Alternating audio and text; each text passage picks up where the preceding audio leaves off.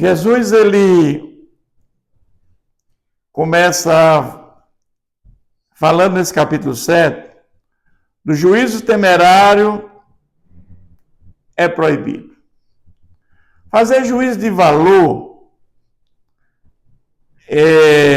sem hipocrisia é o que nós devemos fazer, baseado em fatos, em realidade. Mas quando você não tem essa segurança, você não deve fazer esse juízo porque ele é temerário, ele é proibido. É como você pensa no setor judiciário. Para se julgar, precisa de muitos elementos de prova para você dar um veredicto. Ele começa: não julgueis para que não sejais julgados. Julgar é sem você ter uma consistência, sem ter elementos comprobatórios. Pois com o critério com que julgares, sereis julgados. E com a medida com que tiverdes medido, vós medirão também. Então é interessante aqui esse cuidado que devemos ter, né, para o juízo temerário. Ele é proibido. Nós temos que ter essa consciência clara para julgar. Porque vês tu o argueiro no olho do teu irmão, porém não repara na trave que está no teu próprio. Ou seja, você vê lá no irmão, né, o argueiro no olho dele é o pecado dele, mas não está vendo o teu pecado. Nós somos mestres nisso, né, irmão? Estamos mestres nisso. Vê os outros e não vê a nós. Então Jesus está aqui nos exortando para isso. E ele vai dizer: ou como dirás a teu irmão, deixa-me tirar o argueiro do teu olho, quando tens a trave no teu. A trave aqui é um pedaço de madeira grande, a gente quer uma metáfora, né? Mas ele nos ensina, né, que aquela coisa pequenininha no olho do outro, você está vendo, mas uma trave, uma coisa grandiosa no seu, você não consegue ver. Você só consegue ver o outro, não consegue ver a si próprio. E mais uma vez ele diz: hipócrita, tira primeiro a trave do teu olho, e então verás claramente para tirar o argueiro do olho do teu irmão. Então ele aqui nos orienta como nós devemos fazer.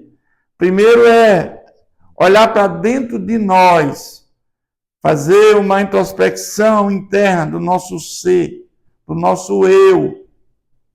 Depois de limpar o nosso coração, agora nós vamos olhar para o irmão, exortar o irmão naquilo que é necessário. É nesse sentido que Jesus fala aqui. Mas ele também fala que não deis o que é santo aos cães. Ele diz: não deis aos cães o que é santo, nem lanceis ante os porcos as vossas pérolas, para que não as pisem com os pés e, voltando-se, vos dilacerem. Interessante que, na época de Jesus, cães e porcos eram considerados animais imundos, impuros, né? E ele compara aqui, quando você está pregando para alguém, e esse alguém despreza a verdade, não perca tempo. Quando você dá ao porco uma comida, uma lavagem, e uma pérola distingue, não. Para ele é a mesma coisa. E assim Jesus está dizendo aqui para nós, né? Porque não devemos obrigar ninguém a obedecer a Deus. Nós não temos essa capacidade, irmãos, de obrigar ninguém a obedecer a Deus. Né? Porque quem convence é o Espírito Santo. A nossa missão se encerra em pregar a palavra de Deus. Mas aqueles que não querem, não perca tempo. Vá para outros que querem. Muitas vezes você está pregando e a pessoa está te insultando. está com hipocrisia da tua palavra. Não faça isso. Né? Essas são características espirituais dessas pessoas. Características espirituais dessas pessoas é isso. Não quer saber de Deus. Quer estar dizendo, não perca tempo, não perca tempo. Mas agora, Jesus ele vai mais uma vez falar de oração. Jesus ele incita a orar. Ele tinha falado lá no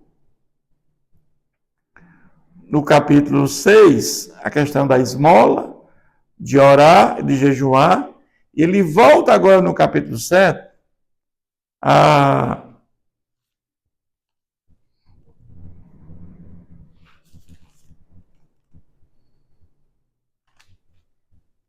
orar, citar a orar. Ele vai dizer, pedi e dar-se-vos, buscai e acharei, batei e abrir-se-vos-á.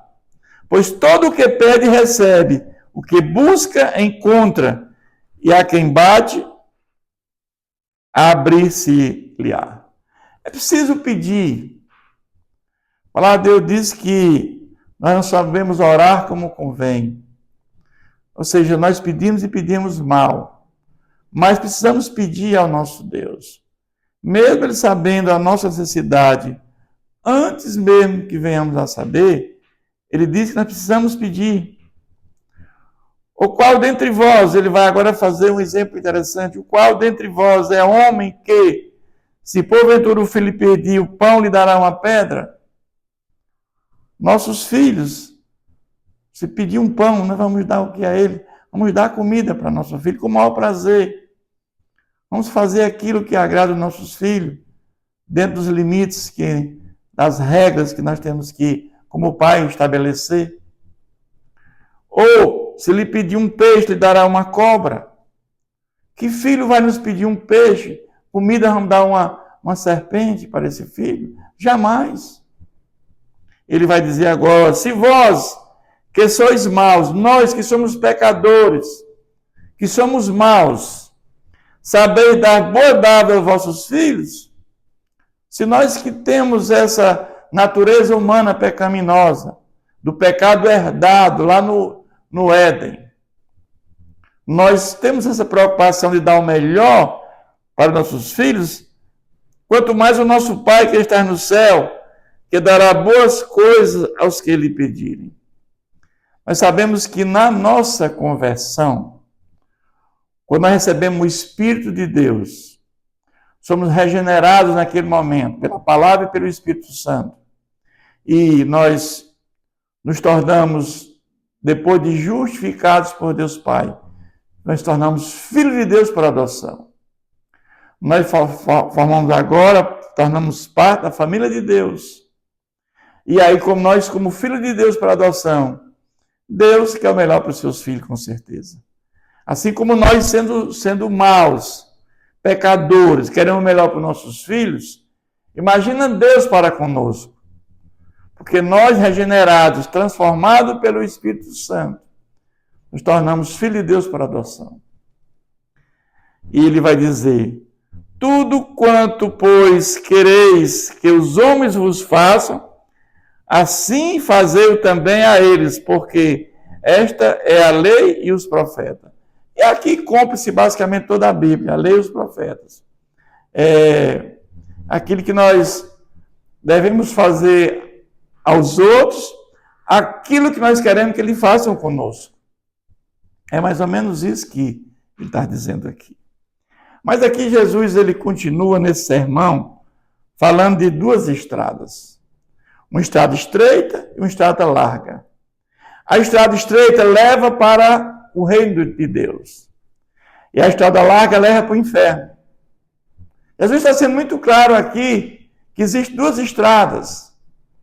Ele vai dizer, entrai pela porta estreita, larga é a porta, e espaçoso o caminho que conduz para a perdição. E são muitos que entram por ela, muitos. Não são poucos, muitos. Quantas pessoas hoje habitam na face da terra? E quantos já habitaram desde Adão? Hoje nós temos mais de 8 bilhões na face da terra. 5 bilhões e 500 não querem saber de Jesus. Não aceitam Jesus como o nosso Redentor, como aquele Messias prometido que veio para trazer salvação. Esses têm que buscar a Jesus, porque o único caminho para a salvação é através de Jesus, é colocando a fé em Jesus. Mas desses 5 bilhões, 2 bilhões e 500 milhões, uma grande parcela, mesmo dizendo que crê em Jesus, que quer Jesus como Salvador, não quer como Senhor. Então, meus irmãos, é muito poucos que vão entrar, que vão pela porta estreita. É muito pouco. E muitos vão. Jesus está falando aqui de céu e de inferno. Ele vai dizer, porque estreita é a porta e apertado o caminho que conduz para a vida eterna. São poucos os que acertam com ela. Aqui é um exemplo claro, poucos querem saber do nosso Deus, porque esse mundo do pecado é prazeroso para quem gosta. Esse mundo que as pessoas vivem no valor temporal, fama, poder, riqueza, prostituição, embriaguez, festas mundanas, essas festas do prazer, não querem deixar, porque essa porta estreita requer renúncia, obediência ao nosso Deus. E as pessoas não querem renunciar aos prazeres carnais. Quanto é difícil, meus irmãos. Mas ele agora vai falar dos falsos profetas. Acautelai-vos dos falsos profetas, que se vos apresentam disfarçados em ovelhas, mas por dentro são lobos roubadores. Nós temos hoje muito isso, meus irmãos. Homens, líderes espirituais, sendo falsos profetas, como roubadores, como lobos, também valorizando mais o temporal do que o valor eterno. Nós temos que ter cuidado com isso, porque nós vamos conhecer isso pela prática de vida. Ele diz, pelos seus frutos os conhecereis. Colhem-se, porventura, uvas dos espinheiros? Vamos colher frutos, uvas e espinheiros? Ou figos dos abrolhos? Jamais. Assim toda árvore boa produz bons frutos, porém a árvore má produz frutos maus. Então, como é que nós vamos saber que uma árvore boa é boa? Quando ela produz frutos. Quando você tem um programa sistemático de oração, uma pessoa que você conhece, que ela ora, ela jejuma, ela é generosa, ela ajuda as pessoas necessitadas.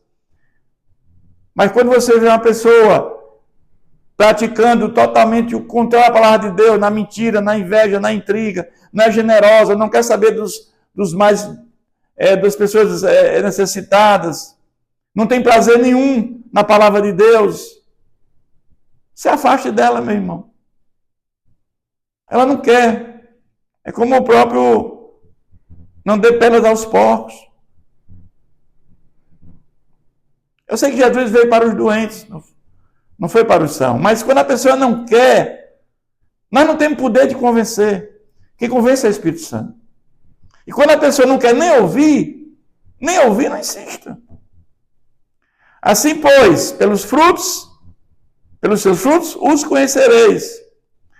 Nem todo o que diz, Senhor, Senhor, entrará no reino dos céus, mas aquele que faz a vontade do meu Pai, que está nos céus. Aquele que vai entrar no céu é aquele que faz a vontade do Pai. É aquele regenerado, justificado por Deus Pai, e que teve um processo de santificação, perseverou até o final da sua jornada. Esse é que vai entrar no céu. Mas muitos aqui que são falsos profetas, que mostram-se homens espirituais, líderes espirituais, que se apresentam como homens de Deus e, na verdade, são lobos, né, disfarçados, lobos roubadores, né, são lobos disfarçados de ovelhas. Eles vão, no momento, vai dizer: Senhor, Senhor, né? Ele vai dizer que eu não te conheço, né? Mas aquele que faz a vontade do meu Pai é quem estará nos céus.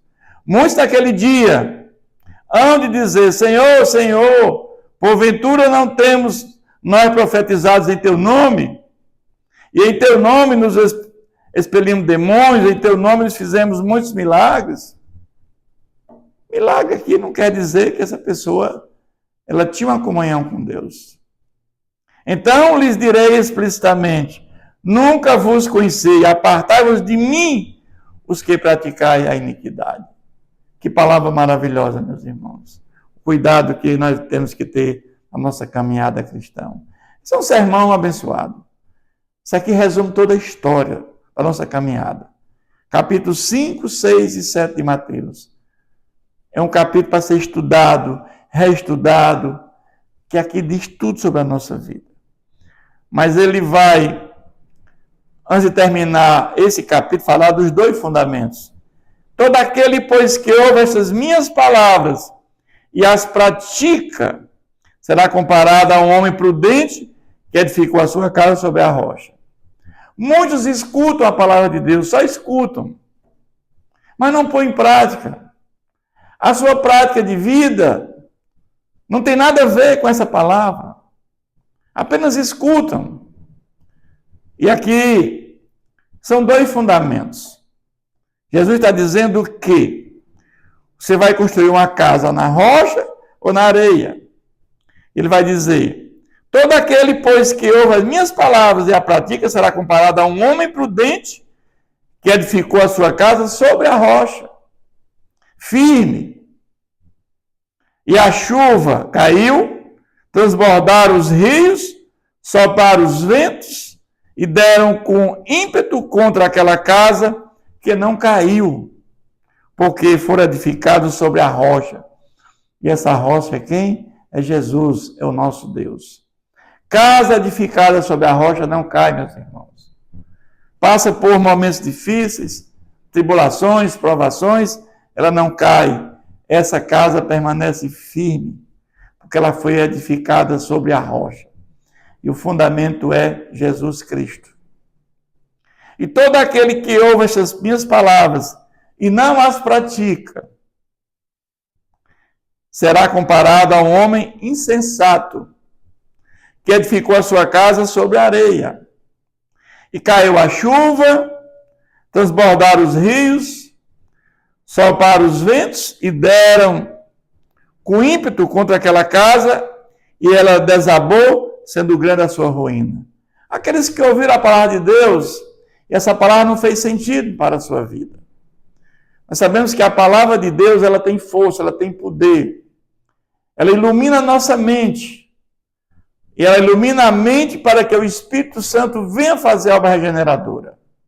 É preciso ouvir a palavra de Deus para que você venha a crer, para que você tenha arrependimento e fé.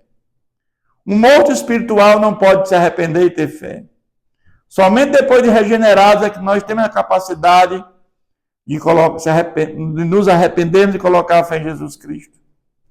E ser justificados por essa fé. Nos tornarmos filhos de Deus por adoção.